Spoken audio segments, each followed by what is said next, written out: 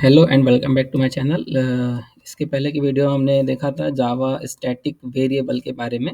Now second one is Java static method. So जैसे कि हमने पहले ही बताया कि आपका ये जो स्टैटिक कीवर्ड है ये कहाँ यूज़ किया जाता है, क्योंकि स्टैटिक कीवर्ड क्या है, नॉन एक्सेस मॉडिफायर है आपका। तो जो जो चीज़ें नॉन एक्सेस में रहेंगी, मतलब जिस तरह से आपके वेरिएबल का ऑब्जेक्ट नहीं बन सकता, उसी तरह से आपके स्टैटिक मेथड का भी ऑब्जेक्ट नहीं बन सकता।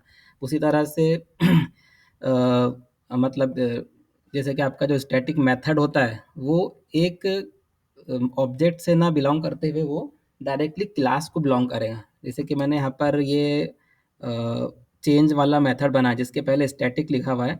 तो ये जो चेंज मेथड है ये इस क्लास को बिलोंग करेगा, ना कि इस S1 S2 S3 जो मैंने तीन ऑब्जेक्ट बनाया उसको बिलोंग नहीं करेगा वो। ठीक है, मतलब S1 S2 S3 को बिलोंग नहीं करेंगे, वो डायरेक्टली क्लास को बिलोंग करूँगा। मैंने मतलब S1 डॉट कॉलेज करूँगा तो वो कुछ भी उसमें चेंज नहीं कर सकते हम उसको। ठीक है, मतलब क्योंकि उसका ऑब्जेक्ट बना ही नहीं सकते ना। S1 डॉट चेंज अगर मैं यहाँ पर अगर रन करूँगा तो मुझे एरर मिलेगा, क्योंकि स्टैटिक मेथड हो या स्टैटिक वेरिएबल हो उसका हम ऑब्जेक्ट नहीं बना सकते। तो ऑब्जेक्ट उसको हम एक्सेस भी नहीं कर सकते, क्योंकि वो नॉन एक्सेस मॉडिफायर है। नॉन एक्सेस मॉडिफायर है मतलब जिसका ऑब्जेक्ट हम इनिशियलाइज नहीं कर सकते। एस वन डॉट चेंज लिखेंगे तो आपको क्या मिलेगा, एरर मिलेगा, क्योंकि इट कैन नॉट बी इंस्टेंशिएटेड। ठीक है, तो एक तो ये हो गया। क्योंकि ये आपका स्टैटिक मतलब आपका ये इसको हम नॉन एक्सेस मॉडिफायर है, तो ये आपका जो मेथड रहेगा वो इस ऑब्जेक्ट्स को ना बिलोंग करते हुए किसको बिलोंग करेगा, डायरेक्टली क्लास को। तो मैं जब इसको एक्सेस करना चाहता हूँ तो मैं क्या लिखूंगा, डायरेक्टली क्लास का नाम डॉट मेथड का नाम, तो ये एक्सेस हो जाएगा, तब ये इसको हम यूज़ कर देंगे। ठीक है, उसके बाद में ये इसको हम can be invoke without the need of, मतलब इसको ऑब्जेक्ट बनाए बगैर भी हम इसको कॉल कर सकते हैं, इन्वॉक कर सकते हैं। ऑब्जेक्ट बनाएंगे, ऑब्जेक्ट बना के कॉल करेंगे तो आपको एरर मिलेगा। ठीक है, और आपका ये जो स्टैटिक मेथड है वो डायरेक्टली क्या कर सकता है, डायरेक्टली वो स्टैटिक मेंबर को डायरेक्टली चेंज कर सकता है। मतलब ये जो स्टैटिक मेथड मेरा चेंज वाला, ये डायरेक्टली क्या कर सकता है, उसको वो चेंज कर लेगा। मतलब वो आपको जैसे कि उसको कॉल करने की कोई ज़रूरत, मतलब उसका ऑब्जेक्ट बनाने की कोई ज़रूरत नहीं, बिना ऑब्जेक्ट बनाए भी उसको आप चेंज कर सकते हैं। डायरेक्टली स्टैटिक मेथड आपके स्टैटिक डेटा मेंबर को डायरेक्टली एक्सेस भी कर सकता है और डायरेक्टली डायरेक्टली चेंज करेगा। ठीक है, मतलब जब ये मेथड कॉल होगा तो डायरेक्टली क्या कर देंगे, कॉलेज की वैल्यू को चेंज कर देंगे। ठीक है, तो यहाँ पर एक सिंपल सी एग्जांपल है स्टैटिक मेथड की। तो इसमें जो चेंज नाम का मेथड है ये है स्टैटिक मेथड है, ये आपका स्टैटिक मेथड है। तो जब भी अभी मैंने यहाँ पर इसको कमेंट में लिखा है, तो मतलब सिंगल लाइन कमेंट के लिए हम क्या यूज़ करते हैं, आपका डबल स्लैश। ठीक है, डबल स्लैश हम यूज़ करते हैं सिंगल लाइन कमेंट के लिए।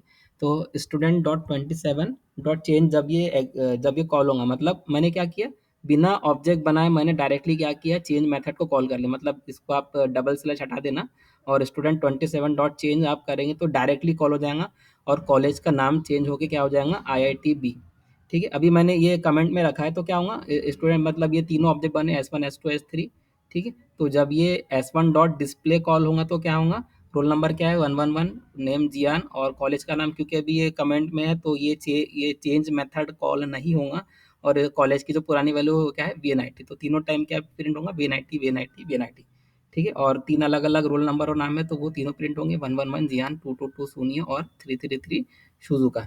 तो तीन अलग अलग बार आप इसको कॉल करेंगे, S1 dot display, S2 dot display, S3 dot display से क्या होगा, ये तीनों भी रोल नंबर नेम प्रिंट हो जाएंगे और कॉलेज का प्रिंट होगा V90। उसी तरह से अगर आप इसको कमेंट हटा के अगर आप इसको लिखेंगे स्टूडेंट 27 डॉट चेंज, तो ये मेथड इन्वोक हो जाएगा और आपकी कॉलेज का वैल्यू जो है वो चेंज हो जाएंगी। ठीक है, तो S1 डॉट डिस्प्ले तीन बार कॉल हुआ, S1 dot display, S2 dot display और S3 डॉट डिस्प्ले, तो कॉलेज की जगह क्या लिख के आएगा आपका IITB। ठीक है, चाहे आप ये स्टूडेंट 27 ऊपर लिखो चाहे आप यहाँ पे लिखो।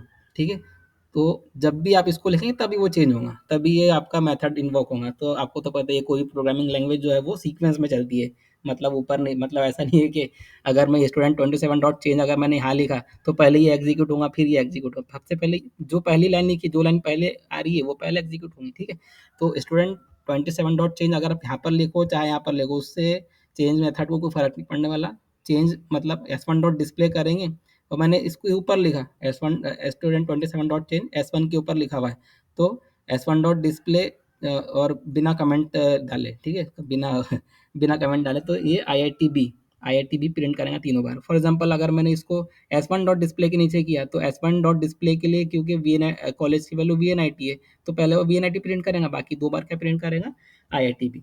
ठीक है, तो ये हो गया थोड़ा सा डेमोन्स्ट्रेशन जावा स्टैटिक मेथड के बारे में। ठीक है, एक और छोटी सी एग्जांपल हम देख सकते हैं, जैसे कि मैंने कैलकुलेट करके एक क्लास क्रिएट किया और उसमें मैंने स्टैटिक मेथड बनाया क्यूब करके।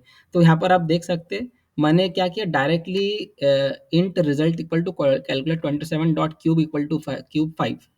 तो ये एक्स में क्या आ जाएगा, 5 आ जाएगा, और ये रिटर्न करेगा 5 इंटू 5 कितना होगा, 125। तो वो वैल्यू स्टोर हो जाएंगी रिजल्ट के अंदर, और ये डिस्प्ले करेगा 125। तो आप यहाँ पर साफ साफ देख सकते हैं, मैंने ये जो क्यूब मेथड है मैंने इसका इंस्टेंट क्रिएट नहीं किया, डायरेक्टली मैंने क्लास का नाम डाला और आपके मेथड का नाम डाला, तो डायरेक्टली ये मेथड इन्वोक हो गया बिना ऑब्जेक्ट बनाए। इसका इंस्टेंस मैंने बनाया ही नहीं, बिना ऑब्जेक्ट बनाए मैंने इसको क्या कर दिया, क्रिएट इसको इन्वोक कर दिया, कॉल कर दिया।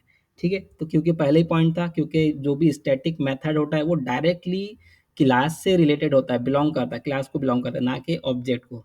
ठीक है, इसके ऑब्जेक्ट को बिलोंग नहीं करेगा, वो डायरेक्टली किसको बिलोंग करेगा, क्लास को बिलोंग करेगा। तो मैंने क्लास नेम डॉट मेथड किया तो डायरेक्टली कॉल हो जाएगा, और ये डायरेक्टली ये वैल्यू रिटर्न करेगा, और वैल्यू स्टोर हो जाएंगी कहाँ पर, आपके रिजल्ट के अंदर। रिजल्ट में कितना है 25, तो उसको मैं डिस्प्ले करूँगा तो 125, तो ये 125 ये डिस्प्ले करेंगे।